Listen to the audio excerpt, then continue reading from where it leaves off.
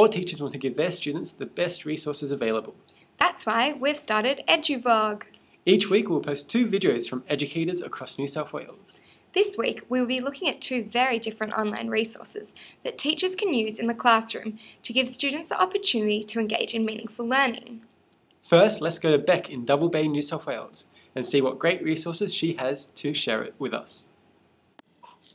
Hi fellow educators. The Google World Wonders project is a free web-based learning tool that brings the wonders of the modern and ancient world to life by using Google Street View technology. It can be used on any internet browser on desktop computers, laptops or tablets. The World Wonders project combines a mixture of primary and secondary sources such as interactive Street View maps, images, YouTube videos and written text that encourage students to explore different natural and man-made wonders around the world, while also thinking critically and constructing meaning. Students can actively manipulate and virtually explore environments that they would usually be unable to access. This interactive website has a wide range of World Heritage sites to explore. Today we will focus on the site in Antarctica, Scott's Hut at Cape Evans, as it is relevant to the New South Wales HSE K-6 syllabus. Squires and McDougall state, when software is introduced into the classroom, the role of the teacher begins to change as the teaching becomes more student-centred. This simulation-style website allows students to have ownership over their learning as they are able to virtually explore the heritage sites and related materials as they wish. This program can be used individually, but would be more beneficial when used in small groups. Working in groups promotes discussion, collaboration, and as a result, students are thus able to appreciate multiple views of the world, as Jonathan suggests. As for the educational benefits, let's have a look at the HSE syllabus and the Board of Studies documents.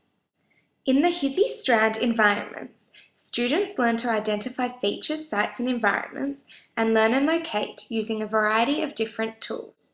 The syllabus outcomes state that Stage 3 students should demonstrate an understanding of the interconnectedness between Australia and the global environments, and be able to explain how people interact with, change and value their environment. If we look at the Stage 3 unit of work, Current Issues Antarctica, students learn about case studies of heritage sites in the world. The Google World Wonders project is a great way to build understanding for this particular unit of work. The website also includes teacher resources and a series of lesson plans. One suggested lesson, the Ground Tour, gets students to take on the role of tour guides and create informative videos using iMovie or similar technologies. This fosters a number of skills that are important for lifelong learning, such as teamwork and cooperation, knowledge of different text types, critical literacy skills, abstract thinking skills, as well as, of course, technical skills. This is an example of what Jonathan calls meaningful tasks. Videos are a great way to get students to display what they have learned, instead of just recalling meaningless information. Unfortunately, this resource doesn't have any goal-directed activities that would allow teachers to track students' progress and monitor and assess students' understanding in a straightforward way.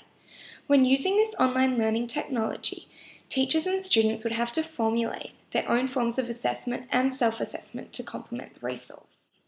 Looking at this resource through Pointedera's SAMA model, I would say that the resource is on a level of modification, as it has altered the way we can learn about significant historical sites.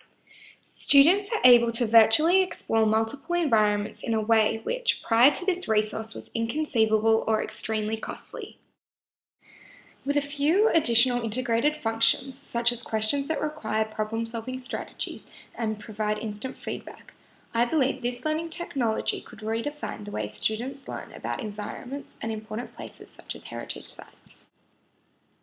Thanks for listening to what I had to say about the Google World Wonders project. So to all you teachers out there, I really encourage you to use this resource in the classroom. See ya! Now, let's cross over to David in Carlingford. Children's minds, as Johansson articulates, are naturally inclined to learn. I'm inspired by this natural ability to find out how to make teaching in the classroom more meaningful. To do so, I set about finding what meaningful learning involves. Johansson describes meaningful learning as the willingness of the student to be involved in the task. This means the teacher needs to deliberately create lessons that actively, constructively, intentionally, authentically, and cooperatively engage the students. This brings me to the main part of my research, What role does technology play in education? Hunter and Kay both reveal the tangible positive impact of technology in education, mainly that students are more interactive in their learning and gain more out of it. Focusing on science and technology through the New South Wales syllabus, my focus today will be on Earth and its surroundings, and focusing on stage 2. The site I have chosen is from BBC, and as you can see there's several different topics. The one I'm focusing on is Earth, Sun and Moon. As you can see there's different play, read and quiz options for each of the subjects. The game has a cool story that the students can relate to, with the Earth, the Sun and the Moon about to be destroyed the day before someone's birthday. One of the difficulties that drills and practices have, according to Robin, is that they don't allow students to know what they're doing wrong when they get a wrong answer during the drill.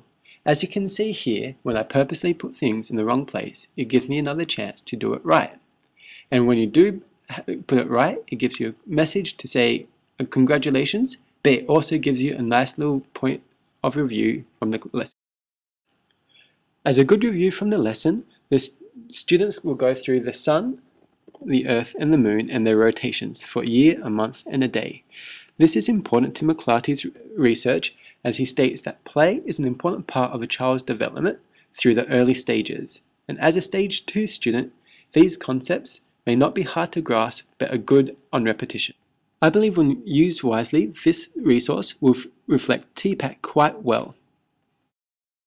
Thanks for listening. Make sure to check out our vlog next week.